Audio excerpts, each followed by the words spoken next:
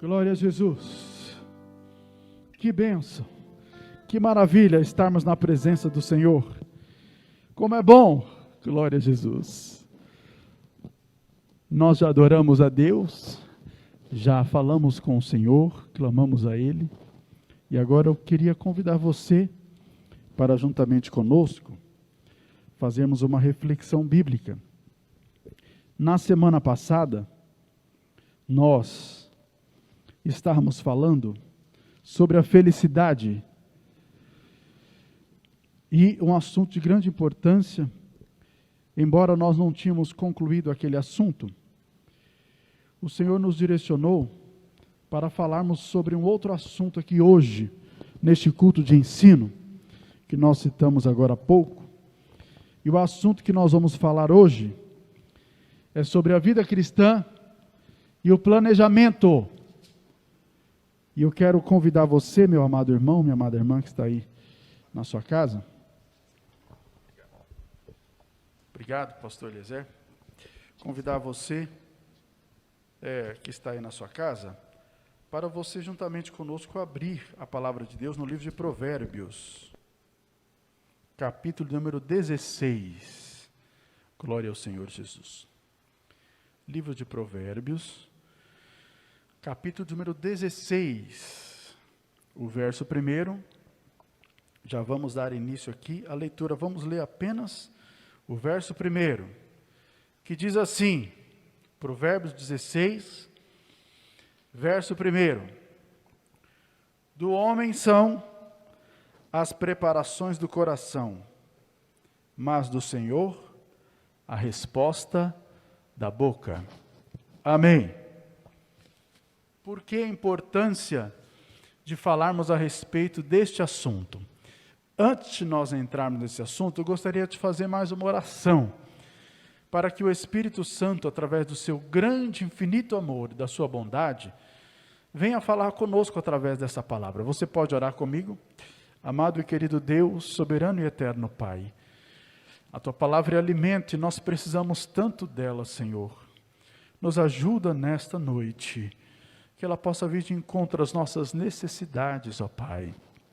Nós clamamos a Ti, pedimos ao Senhor, desde já Te adoramos, por esse privilégio de estarmos aqui, meditando na Sua palavra.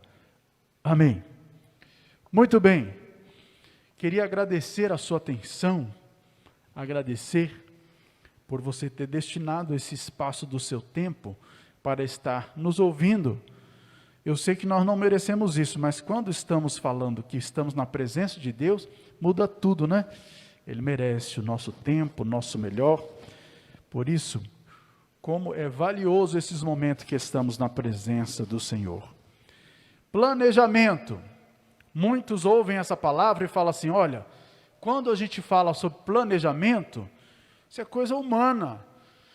Planejamento são coisas da mente humana. Como é que nós podemos associar isso a algo de Deus? Então, deixa eu te fazer aqui um convite para nós irmos lá no princípio de todas as coisas. Deus está falando com Adão, Deus está falando com Eva e Deus está falando com a serpente.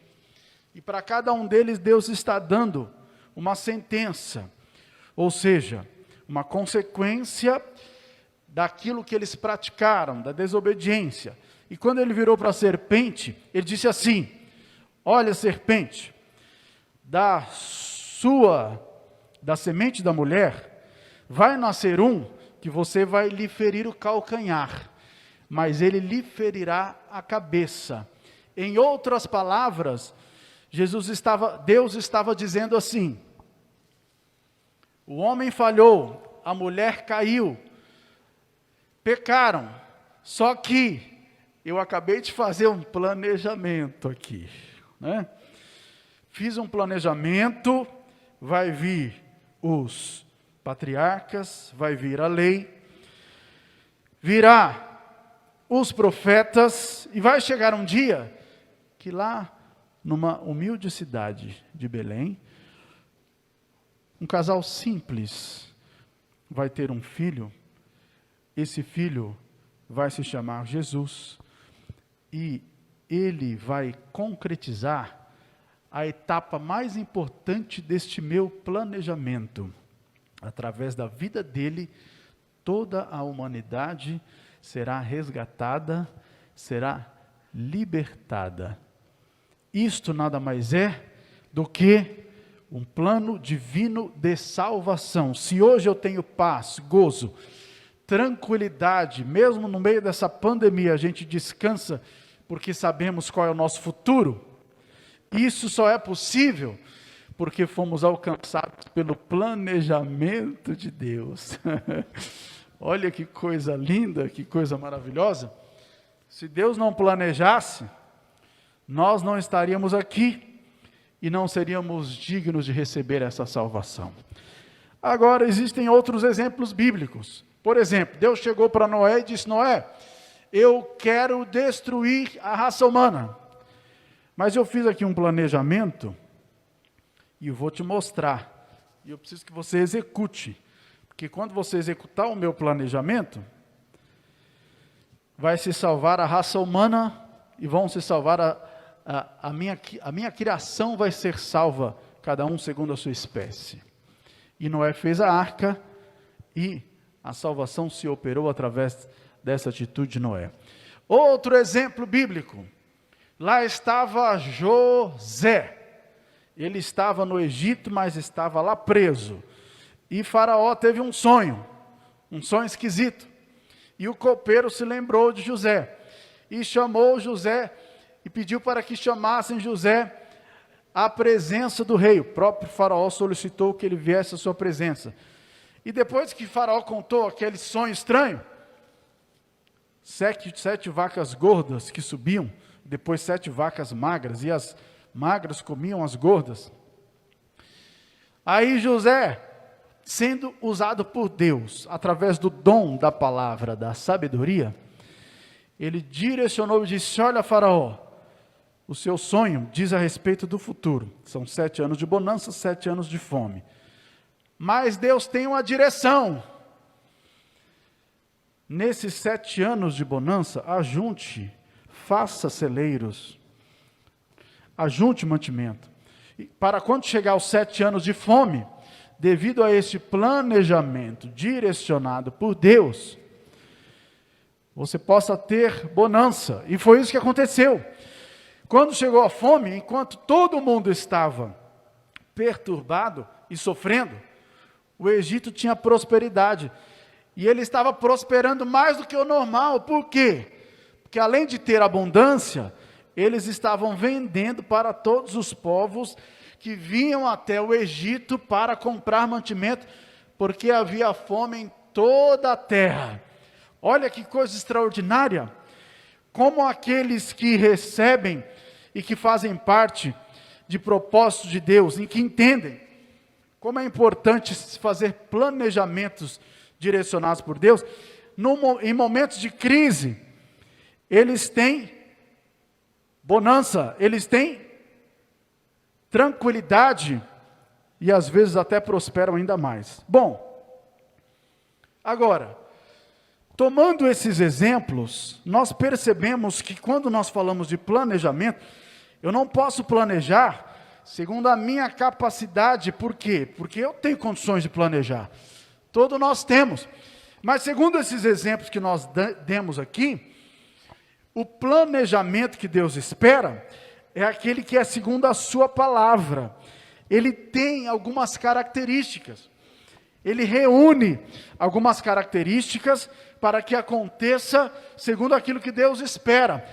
E conforme esses exemplos que nós demos aqui, nós percebemos que existe sempre uma característica no planejamento. Então vamos entender. O planejamento que a palavra de Deus fala é aquele em que nós fazemos em parceria com Deus. Ou seja, nós fazemos nos submetendo à vontade de Deus.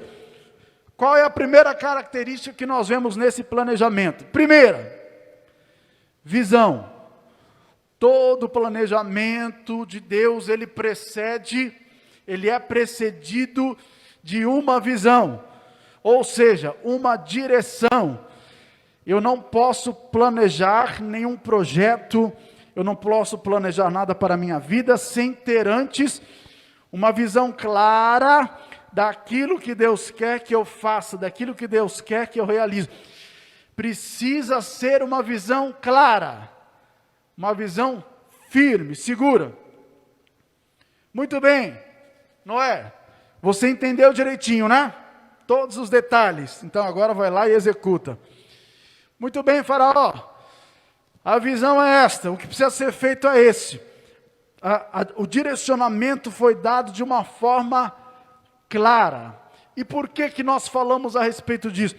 Porque muitas vezes, diante das circunstâncias difíceis, nós somos tendenciosos a planejar segundo a nossa capacidade e esquecemos, ou até não damos tanta importância, àquilo que Deus pode fazer. No começo do planejamento, eu sento e quem trabalha é Deus.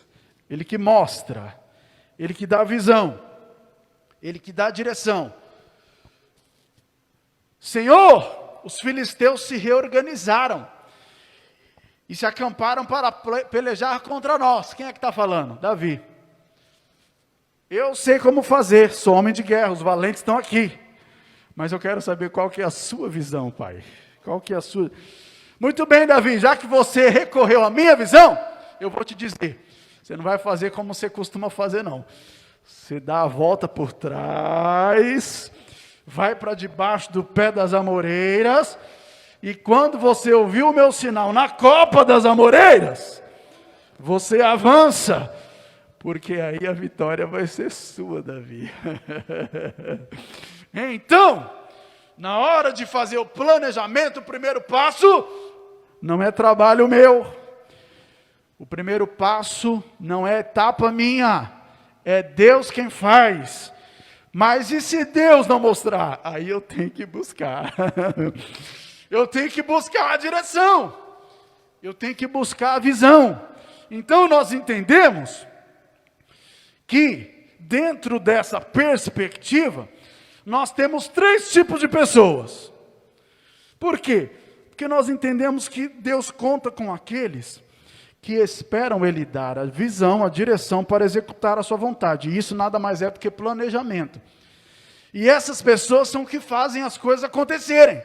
Então, primeiro grupo de pessoas, as que fazem as coisas acontecerem. Segundo grupo, as que observam o que está acontecendo. Terceiro grupo, esse é o pior, está mais distante. É o grupo daqueles que nem sabem o que está acontecendo. Né? Espera aí, o que está acontecendo? O primeiro grupo fazem as coisas acontecerem. Por quê? Porque buscam de Deus visão. Senhor, qual é a direção? Para onde é que eu vou agora? Enquanto o Senhor não me mostrar a direção, eu não vou parar de buscar. E também não vou dar um passo sequer. Preciso da direção, preciso da visão. Quando a visão chega, ele vai seguro, ele vai firme. Deixa eu dar uma palavra para vocês que estão me assistindo aqui com alegria no coração. Olha, o que Deus quer dizer para mim e para você nessa noite Ele quer que nós façamos parte do primeiro grupo. Muitas coisas Deus tem a realizar. E Ele quer realizar através de nós. Deus quer que façamos parte do grupo que fazem as coisas acontecerem. Deus quer realizar e Deus quer contar comigo. Deus quer contar com você. Mas o primeiro passo é visão clara do que Deus quer que nós façamos, do projeto que Deus quer que nós realizemos. Aí nós vamos para esse texto que nós lemos. Do homem são as preparações do coração, mas do Senhor, a resposta da boca. Eu sei, na minha perspectiva, o que eu posso fazer. Mas lá no livro de Isaías, profeta na instrumentalidade de Deus, ele diz assim, assim como os céus se alteiam da terra, assim os pensamentos do Senhor são mais elevados do que os nossos pensamentos, e os seus planos mais elevados que os nossos planos. Portanto, mesmo que eu tenha saída, solução. Bem-aventurado, felizes são aqueles, bem-sucedidos são aqueles que permitem que Deus mostre a direção para que ele possa então entrar na visão, no propósito e seguir adiante. Primeira coisa, receber a visão. Isso é tão importante, porque existem tantos projetos, tantos trabalhos, e tudo aquilo que eu for fazer para Deus, eu tenho que ter a convicção de onde eu devo chegar. Estou indo para onde? Onde eu vou chegar? Deixa eu dizer uma frase aqui, que ela é muito interessante. Ela diz assim, o piloto que não conhece o seu destino, ventos favoráveis podem parecer contrários. E ventos contrários podem parecer favoráveis. Por quê? Porque não sabe onde ele quer chegar. Não é? Não tem visão. Não sabe qual é a direção. Mas, quando nós temos o cuidado de buscar de Deus a direção, pode vir ventos, seja ele qual for. Deus tem nos colocado como pilotos da embarcação, independente do vento que venha. A igreja não vai sair da direção, a noiva do Cordeiro vai andar em direção ao céu. Por quê? Porque Deus tem confiado àqueles que estão fazendo a sua obra, a responsabilidade de buscar de Deus a visão, de buscar de Deus a direção, para saber para onde ir. Planejamento, primeira etapa, visão. Visão clara daquilo que nós devemos fazer. Mas isso é suficiente? Não. Eu recebi a visão, sei agora para onde... eu tenho tantas coisas para fazer. Vamos fazer uma autoanálise? Temos certeza que Deus nos deu direção para tudo? Se não temos, em nome de Jesus, vamos buscar. Se temos, então é só avançar. Porque o importante é que na primeira etapa Deus tem que nos dar a visão. Deus deu a visão, e agora? No planejamento, a primeira etapa e a mais importante, com certeza, já foi. E a segunda, depois que a visão é dada, eu preciso de forças. Aplicar a força. Josué, como fui com Moisés, eu vou ser com você. Você vai entrar na terra que eu prometi aos seus pais que lhe daria. Você vai afastar as pessoas e vão tirá-las, vai derrotar, vai conquistar. Essa é a visão, Josué. Pode ir, que a direção é essa. Puxa, Deus já deu a visão, que coisa linda, extraordinária, agora é só avançar. Pois é, Josué, é só avançar, mas preciso te dizer uma coisa, preciso que você se esforce. Força. Se esforce. 3 vezes Deus disse isso para Josué. Se esforce, se esforce. E eu acho interessante, quando nós falamos sobre isso, porque existe uma referência lá no livro de 1 Coríntios, capítulo 9, quando o apóstolo Paulo está falando ali a respeito de um exemplo que ele usa, o esporte praticado naquela época. Ele fala assim, olha, vocês sabem que quando as pessoas vão para o estádio para correr, na verdade todos correm, mas só um leva o prêmio. Aí ele diz assim, correis de maneira que o alcanceis. Que lindo isso, né? Muito bem, quando Deus dá a visão, é importante que eu tenha a convicção de que as forças que eu estou empreendendo, elas vão me levar a cumprir aquela visão que Deus deu. Elas vão me levar a efetivar aquela direção que Deus deu. Por quê? Porque eu tenho que ganhar essa corrida. Eu tenho que chegar. Às vezes Deus dá uma visão, uma direção, para a gente chegar no tempo que Deus quer, na maneira que Deus quer, eu tenho que fazer como disse o apóstolo Paulo, eu tenho que correr. E às vezes nós estamos assim, marchando, né? Andando. E Deus olha lá nessa velocidade, ele não vai chegar onde eu quero. né? Nós temos que correr. Aí, às vezes, nós corremos assim, né? Deus olha e fala, tem que ser mais rápido. Senão ele não chega, não alcança a visão. Correndo rápido! Aí, vai meu filho, vai. Vai nessa força. Por quê? Se você não correr assim, você não vai chegar. A força precisa ser na medida necessária para que eu possa cumprir a visão que foi dada, né? A direção que foi dada, para que eu possa alcançá-la. No momento que Deus espera e na forma como Deus espera. Então, não basta apenas eu ter a visão. Eu tenho que empreender a força necessária para que eu alcance aquilo que Deus quer no plano que Ele me direcionou. Estamos falando sobre planejamento. E eu quero dizer aqui uma palavra para muitas pessoas que às vezes estão na presença de Deus, já receberam a visão, mas a direção já foi dada. Mas na sua mente ele pensa assim, para que eu vou fazer isso? Eu já estou vendo que isso não vai dar nada. Ninguém se apresentou para me ajudar. Para que eu vou fazer isso? Olha o momento que nós estamos passando.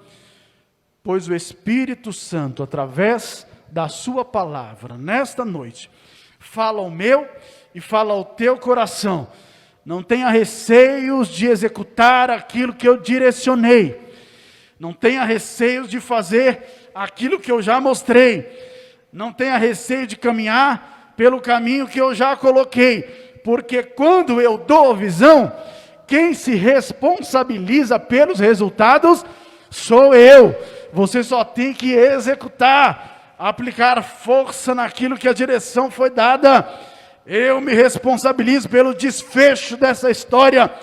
Eu me responsabilizo por essa chegada, por essa conclusão. É só executar. Glória a Jesus. Muitos receberam a direção, a visão, e começaram a caminhar, e aplicaram as forças, mas as circunstâncias da vida foram tirando as forças. Está tudo dando errado, as coisas não estão ajudando, o que eu esperava que aconteceria não aconteceu. Eu estava caminhando, mas me falta forças. Por quê? Porque as circunstâncias não ajudam. As circunstâncias e aquilo que era para estar dando o resultado a meu favor, está acontecendo tudo ao contrário. Pois o Espírito Santo, através da sua palavra nesta noite, fala ao meu, ao seu, ao nosso coração. Você que recebeu a direção e estava caminhando, mas começou a diminuir o ritmo da caminhada, porque as forças foram saindo por conta das circunstâncias contrárias. Nós temos que lembrar daquilo que a palavra de Deus nos diz lá no livro de Hebreus, não é? Portanto, nós que estamos rodeados de uma tão grande nuvem de testemunha, deixemos, pois, todo o embaraço e o pecado, que tão de perto nos rodeia, e corramos com paciência. Deus está dizendo assim, olha, não pode diminuir a marcha, tem que continuar na corrida, porque por mais que as circunstâncias são contrárias, sou eu que faço as coisas acontecerem na hora certa, mas é importante que a corrida permaneça no seu ritmo, para que eu possa ver nisso fé, para que eu possa ver nisso dependência de mim. Ah, Senhor, mas me faltam forças. Em nome de Jesus, Deus separou essa noite para dizer uma palavra para nós aqui. Receba a força de Deus nas suas mãos, receba a força de Deus nos seus pés, receba as forças nas suas juntas, receba as forças nos seus braços, nas suas pernas, em nome de Jesus. Deus te diz, não é hora de diminuir a marcha, receba a força e continua avançando, continua correndo, porque eu, Senhor, tenho planos, e eu quero com que os meus planos se realizem, se concretizem, e agora é hora de usar força e avançar, de usar força e continuar, em nome de Jesus. Planejar é importante, é bíblico. Primeiro, eu tenho que ter visão clara do que Deus quer. Segundo, usar as forças. Vamos falar de uma terceira coisa, que vem logo na sequência. Não adianta ter a visão e usar as forças, se eu abro mão dos princípios. Por quê? Porque tem muitos que receberam a visão, estão aplicando as forças, mas acham que Deus se importa somente com a chegada. Pode dizer uma coisa aqui? O Deus da chegada é o Deus do caminho. Para Deus, tão importante quanto a chegada, é a jornada, é o caminho, são os passos que nós temos que dar. Isso é tão importante. E nós temos alguns exemplos bíblicos. Vamos citar um aqui. A Bíblia diz que quando Saul morreu, Davi estava na cidade de Ziclague. 2 dias ele estava lá. No terceiro dia, chegou um homem lá, pastor Eliezer, todo esfarrapado, com a roupa toda rasgada, com pó na cabeça, dizendo assim: olha, Davi, eu estava lá na batalha e eu consegui escapar. E eu vi quando Saul foi cercado pelos inimigos e ele pediu para mim: olha, arremeta contra mim a sua espada, porque agora eu estou sem saída. E eu fui lá e matei ele. E estou trazendo aqui a coroa e o seu bracelete. E ele estava com a coroa e com o bracelete. Irmão, o homem estava mentindo. Não aconteceu nada disso. Mas pelo que nós entendemos, Davi ainda não tinha notícias de como foi que Saul tinha morrido. E ele olhou para ele assim, em outras palavras, ele disse assim: muito bem, meu filho, eu já vi que você se esforçou bastante. Você está todo arrebentado aí, né? Com a roupa rasgada, com a cabeça suja, está todo, né? Mas eu vou dizer uma coisa: faltou princípio, meu filho. Você se esforçou, mas sabe qual o princípio que faltou? Faltou temor de Deus na sua vida. Porque ele podia ser o que fosse. Ele era ungido do Senhor. Eu tive a oportunidade de matar ele mais de uma vez. E eu não fiz. Portanto, você se esforçou, mas faltou temor. E pela sua própria boca, o sangue dele vai cair sobre a sua cabeça. Porque você mesmo diz: eu matei o ungido do Senhor. Chamou um rapaz lá e falou: mata aquele camarada aí, porque ele não pode viver não. Ele matou o ungido do Senhor. Se esforçou, mas faltou princípio. Não foi isso que Deus disse para Josué? Olha, Josué, já te dei a visão. Se esforça, tá? Mas aí Deus parou e disse assim: olha, deixa eu só dizer uma coisa. Não aparte de você o livro desta lei para que o cumpras, tá? Não é só ir para a guerra não, tá, Josué? Não é só se esforçar. Não se esqueça que precisa dos princípios. Saul, vou dar um exemplo de Saul. Vai lá e mata os amalequitas. Ele foi lá e matou todo mundo.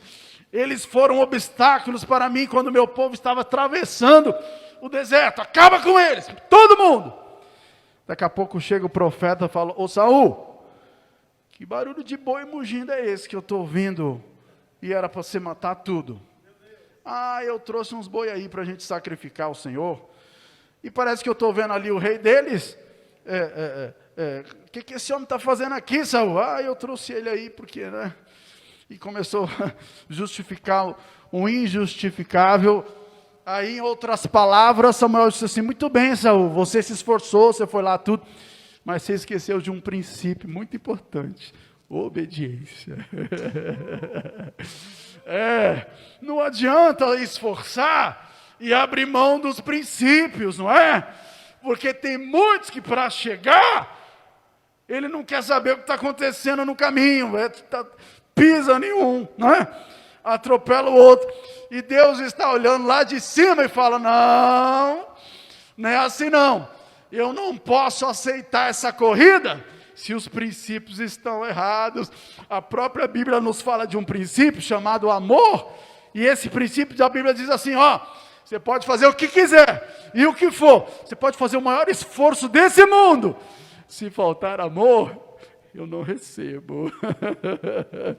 Se faltar amor, para mim não vale, para mim não tem utilidade, não tem valor para a minha obra.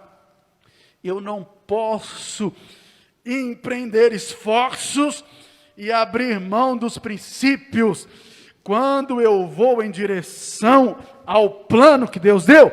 É força junto com os princípios.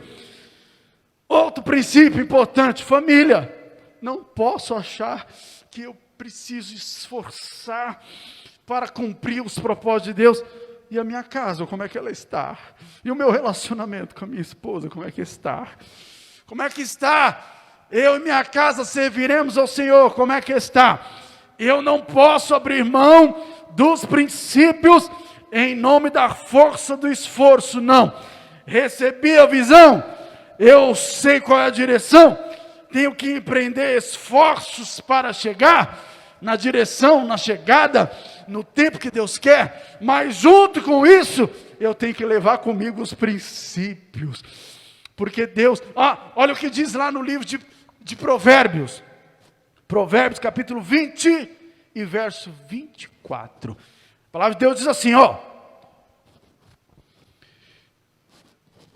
os passos de um homem bom são dirigidos pelo Senhor. Como, pois, ele entenderá o seu caminho? Aí nós vamos lá para o livro de Salmos.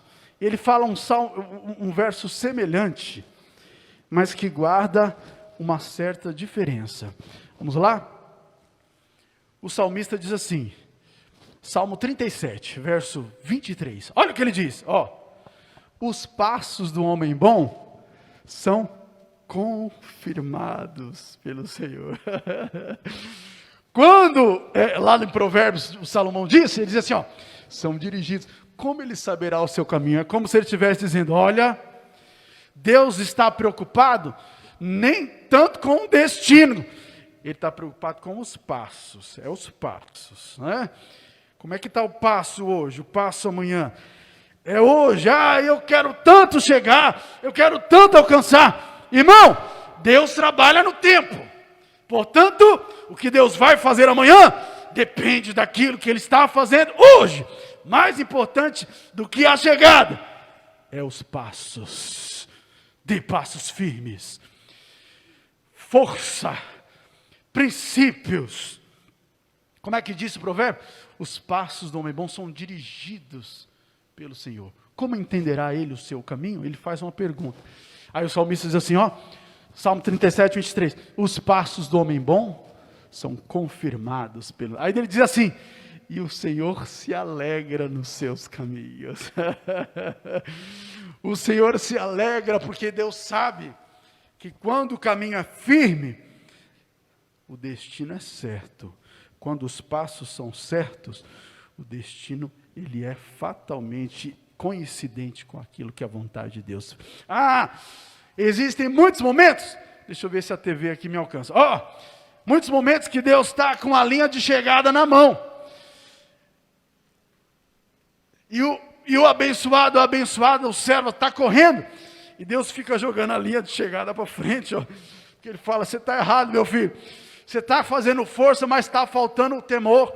Está faltando amor. Está faltando obediência. Está faltando comunhão, companheirismo, não é? Quantas vezes nós fazemos e não ajudamos alguém? Companheirismo.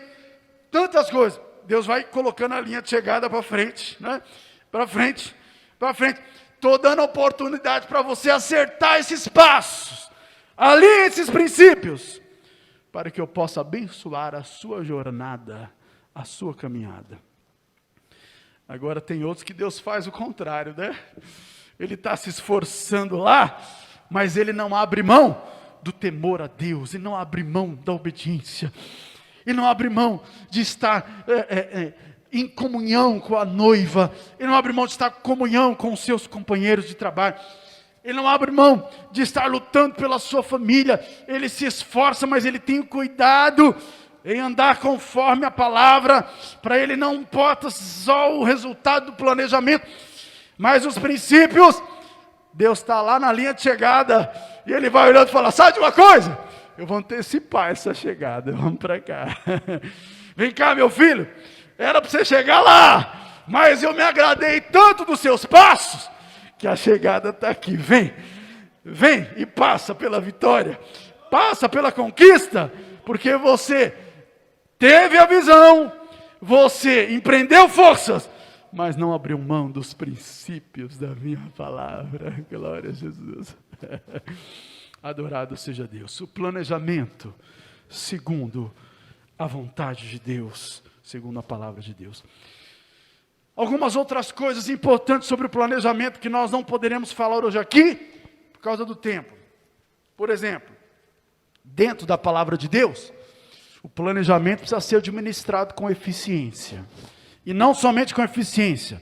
O planejamento precisa ser administrado com abundância. Outra coisa, dentro da palavra de Deus, o planejamento tem suas etapas. Eu preciso entender as etapas do planejamento de Deus. Mas isso nós vamos deixar para uma outra oportunidade. Amém, meus irmãos? Que a palavra de Deus possa consolar o seu coração, possa confortar a sua alma e que você possa estar pronto, se colocar na presença de Deus. Senhor, eu percebi, glória a Jesus, o Espírito Santo, ele fala comigo que tem algumas pessoas sendo alcançadas por essa palavra. Deixa eu dizer algo aqui. Você fala no seu coração, Senhor, eu percebi que eu estou me esforçando, mas eu não tenho certeza clara. Qual é a direção? Onde é que o Senhor quer que eu chegue? Eu não tenho certeza clara de qual é. Então, Senhor, a partir de agora, eu vou me esforçar para entender qual que é realmente o destino. Ou seja, qual que é a direção? O que o Senhor realmente quer? Aí depois eu vou usar todas as forças. Mas só pode ter certeza que eu não vou estar vigiando para que mesmo correndo em direção ao plano que o Senhor colocou para mim, eu não venho abrir mão dos princípios, porque eu sei que é aí que repousa a bênção de Deus, a confirmação. É aí que repousa a aprovação de Deus. Nós temos que ser aprovados, forças e princípios. Amém, meus irmãos? Deus os abençoe, no nome maravilhoso de Jesus.